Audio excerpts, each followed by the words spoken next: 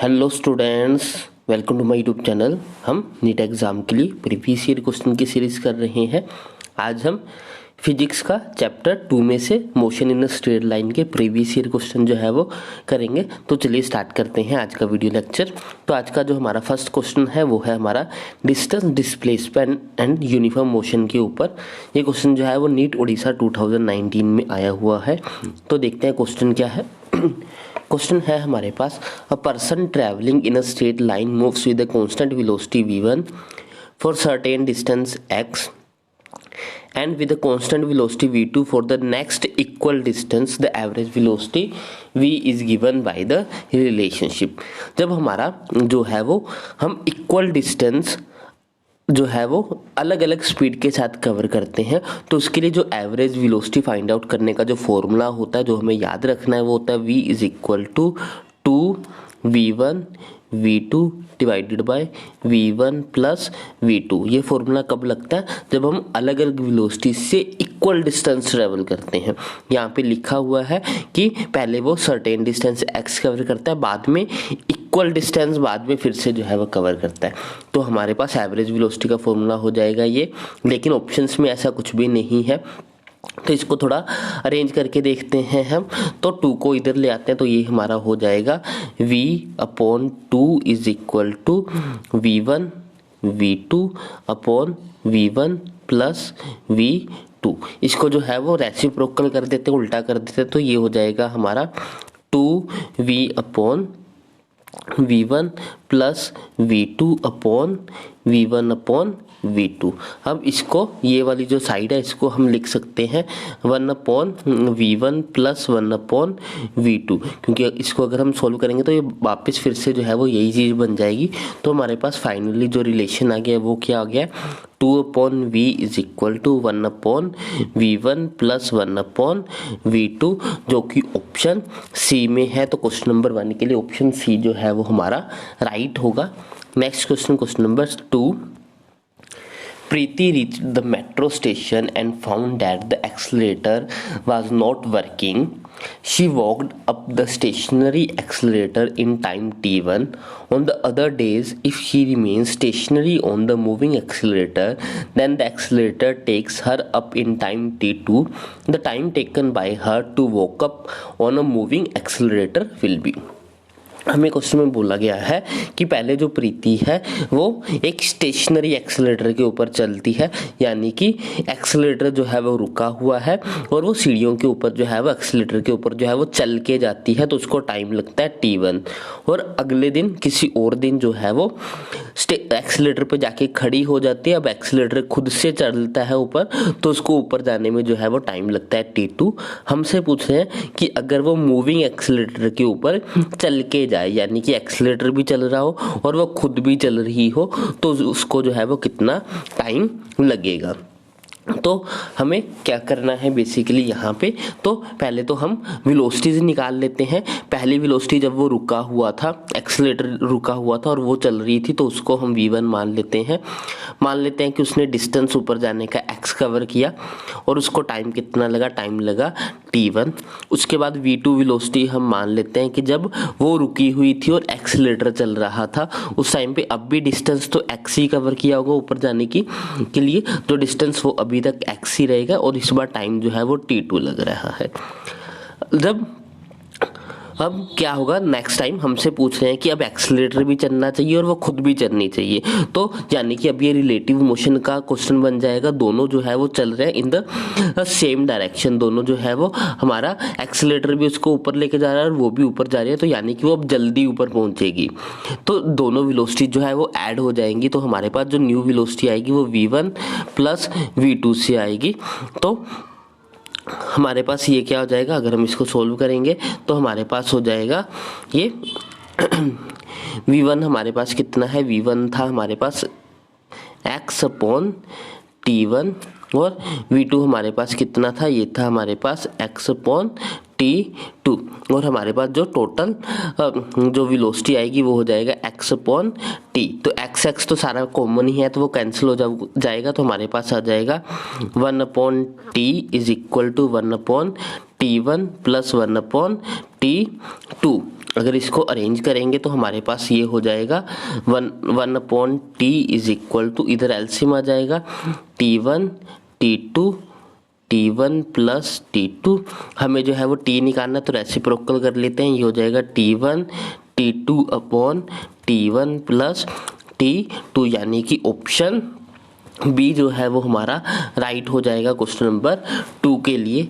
Next question number 3, a particle covers half of its total distance with velocity v1 and rest half with the speed v2। तो average speed पता करनी है हमें। इस बार फिर से जो है वो हमारा डिस्टेंस जो है वो इक्वल है, ये हाफ है और अगला भी जो है वो सेकंड हाफ है। तो एवरेज वेलोसिटी का फॉर्मूला हमारा होता है 2v1 v2 upon v1 plus v2, यानी कि ऑप्शन बी जो है वो राइट हो जाएगा क्वेश्चन नंबर 3 के लिए। Next question number 4, a car moves from x to y with a uniform speed vu and return to y, नहीं यहाँ पे x ही आएगा, with the uniform speed vd, the average speed। फिर से जो है वो क्योंकि पहले x से y तक गया, फिर y से वापिस x पे आ गया, तो डिस्टेंस तो सेम रहेगा। तो एवरेज स्पीड का फॉर्मूला हमारा हो जाएगा 2vu v d upon v u plus v d, यानी कि ऑप्शन डी जो है वो हमारा राइट होगा क्वेश्चन नंबर 4 के लिए। Next question number 5, if a car is at rest accelerate uniformly to a speed of 140 kilometre per hour in 20 second, it covers a distance of. हमें बोला जा रहा है कि एक कार जो है वो रेस्ट से चली है, रेस्ट से चली है, यानी कि उसकी जो इनिशियल वेलोसिटी हो जाएगी, यानी कि उसका जो u हो जाएगा वो हमारे पास कितना है, 0 है। उसने फाइनल वेलोसिटी कितनी कर ली है, वो कर लिया 44 किलोमीटर पर आवर। तो इसको मीटर पर सेकंड में बदलेंगे तो ये हमारा हो जाएगा, इसको मल्टीप्लाई करना पड़ेगा 5/18 के साथ, तो ये हमारा हो गया। इसको अगर हम सॉल्व करेंगे तो हमारे पास आंसर आ जाएगा, ये हो गया 9, यहाँ पे आ जाएगा 22।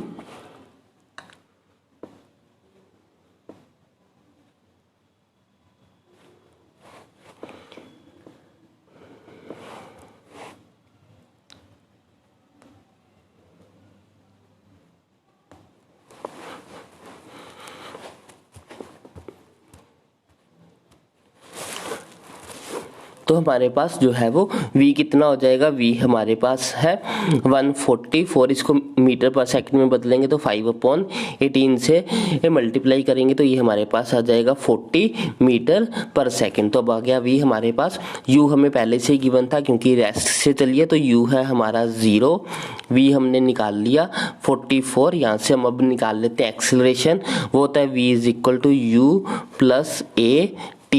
v की वैल्यू कितनी है 40, u तो 0 ही है, a निकालना है, टाइम कितना लगा 20 सेकेंड, तो यहाँ से a आ जाएगा हमारे पास 2 मीटर पर सेकेंड स्क्वायर। तो एक्सेलरेशन आ गई। अब हम जो है वो डिस्टेंस निकाल लेते हैं। डिस्टेंस के लिए हम फॉर्मूला लगा रहे हैं v square minus u square is equal to 2as।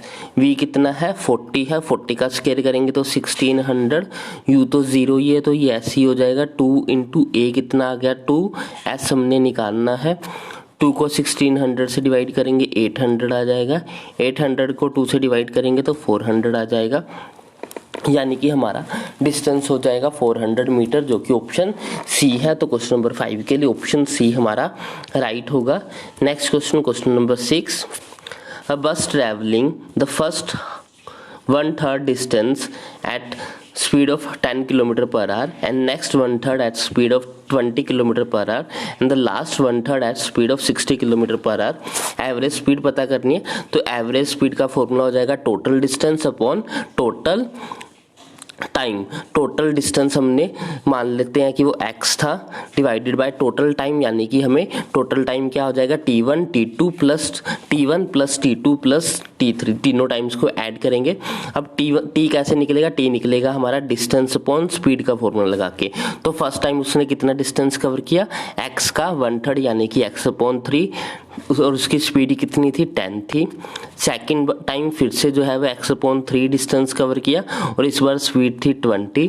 Third time फिर से डिस्टेंस x/3 ही कवर किया और इस बार स्पीड थी हमारी 60। तो यहाँ पे तीनों में x/3 है तो ये हमारा कॉमन आ जाएगा, तो ये हमारा हो जाएगा कॉमन आ जाएगा x/3 इंटू अंदर बच जाएगा 1/10 प्लस 1/20 प्लस 1/60। x से x कैंसिल हो जाएगा, 3 ऊपर चला जाएगा, नीचे एलसीएम लेंगे तो एलसीएम आ जाएगा हमारा 60 और यहाँ पे हमारा आ जाएगा 6 + 3 + 1, 6 + 3 करेंगे 9, 9 + 1 10/60 हो जाएगा, यानी कि हमारे पास हो जाएगा ये 3/10। 60 ऊपर आ जाएगा, 0 से 0 कैंसिल हो जाएगा, 6 को 3 से मल्टीप्लाई करेंगे तो 18 km/h। तो ऑप्शन सी जो है वो हमारा राइट हो जाएगा क्वेश्चन नंबर 6 के लिए। Next question number 7। A car moves a distance of 200 meter. It covers the first half of the distance at 40 km/h and second half of the distance at v. The average speed is 48 km/h. Find the value of v. हमें बोला कि first half जो है वो 40 km/h की से speed से जो है वो कवर करती है और सेकंड हाफ जो है v से कवर करती है। हमें एवरेज वेलोसिटी गिवन है, हमें v की वैल्यू फाइंड आउट करनी है। तो जो हमारा एवरेज वेलोसिटी का फॉर्मूला होता है वो हमारा होता है average velocity is equal to 2v1 v2 upon v1 plus v2। हम वही फॉर्मूला लगाएंगे। एवरेज वेलोसिटी हमें गिवन है 48, 2v1 हमें गिवन है 40, सेकंड वेलोसिटी हमें पता नहीं है, v है वो हमें फाइंड आउट करनी है। v1 हमारे पास 40 है, v2 हमारे पास v है। तो ये हो जाएगा हमारा, पहले तो 48 को 2 से डिवाइड करेंगे तो हमारे पास आ जाएगा 24 और यहाँ पे हमारा जो 40 है ये भी इधर आके डिवाइड हो जाएगा, तो ये हमारा हो जाएगा 24 upon 40 is equal to v upon 40 plus v। तो इसको सिंप्लीफाई कर लेते हैं थोड़ा, तो ये हमारा जो है वो 4 के टेबल पे चला जाएगा। 4 6 4 जा 24, 10 जा 40, 2 3 जा 6, 2 5 जा 10, तो ये हो गया 3/5 is equal to v upon 40 plus v। इसकी क्रॉस मल्टीप्लाई कर लेते हैं। 3 को 40 प्लस v के साथ मल्टीप्लाई करेंगे और v को 5 से मल्टीप्लाई करेंगे, तो ये हमारा हो जाएगा 3 को मल्टीप्लाई हमें करना है 40 प्लस v के साथ और 5 को हमें मल्टीप्लाई करना है v के साथ। तो ये हो जाएगा 40 को 3 से मल्टीप्लाई करेंगे 120 plus 3v is equal to 5v। ये उधर जाके माइनस हो जाएगा, ये बच जाएगा 2v 120, तो v हमारे पास आ जाएगा 60 km/h जो कि ऑप्शन बी में है। तो क्वेश्चन नंबर 7 के लिए ऑप्शन बी जो है वो हमारा राइट होगा। Next question number 8। The car covers the first half of the distance between two places as 40 km/h and other half at 60 km/h। Average निकालनी है, तो इस बार डिस्टेंस जो है वो हमें हाफ ही गिवन है, तो सीधा एवरेज का फॉर्मूला लगाते हैं। 2 इंटू v1 है 40, v2 है 60, v1 है 40 प्लस 60, तो ये हमारे पास हो जाएगा 2 into 40 into 60 divide by 60 plus 40 करेंगे 100 आ जाएगा, 0 से 0 कट जाएंगे। 2 को 4 से मल्टीप्लाई करेंगे 8, 8 को 6 से मल्टीप्लाई करेंगे 8 6 द 48, तो ऑप्शन बी जो है वो हमारा राइट हो जाएगा। क्वेश्चन 8 के लिए ऑप्शन बी हमारा राइट होगा। Next question number 9। If velocity of a particle is v is equal to a plus t at plus bt square where a and b are the constant, then the distance traveled by it in 1 second and 2 second। हमें जो है वो 1 और 2 second के बीच में जो distance cover किया है वो फाइंड आउट करना है। हमें वेलोसिटी जो है वो गिवन है a t plus b t का स्क्वायर। अब वेलोसिटी हमारे पास होती है d x upon d t, क्योंकि हमें डिस्टेंस निकालना है इसलिए हमने इसको डिस्टेंस के रिलेशन में जो है वो कन्वर्ट किया है। अब टी को उधर ले जाते हैं, ये हो जाएगा d x is equal to a t plus b t का स्क्वायर इंटू डी टी। तो इसकी इंटीग्रेशन कर देते हैं दोनों तरफ, तो हमारे पास आ जाएगा x is equal to integration 1 से 2 तक of a t plus b t का स्क्वायर।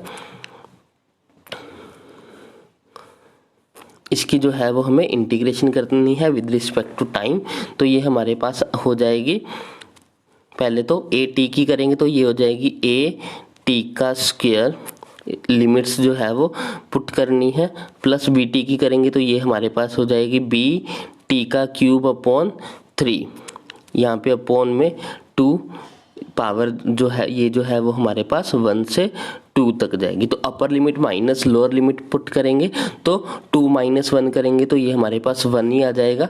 तो टी स्क्वायर कैंसिल हो जाएगा, तो हमारे पास बचेगा